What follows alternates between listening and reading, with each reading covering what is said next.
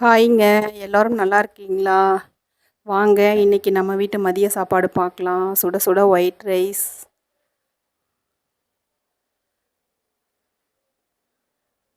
அப்புறம் பாகற்காய் புளிக்குழம்பு,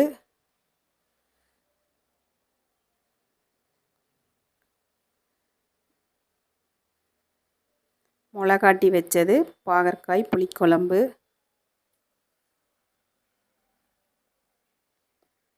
காலையில் இது பணியாரத்துக்கு வச்சோம் இல்லைங்களா, தக்காளியும் பீர்க்கங்காய் கடைஞ்சது அது இருக்குது, ரசம், புடலங்காய் பொரியல், கடலைப்பருப்பு நிறையவே போட்டிருக்கேன், அப்புறம் வெண்ணெய் எடுத்த மோர். வெண்ணெய் எடுத்தும் இன்னும் வெண்ணெய் மிதக்குது பாருங்கள், எருமைப்பால்.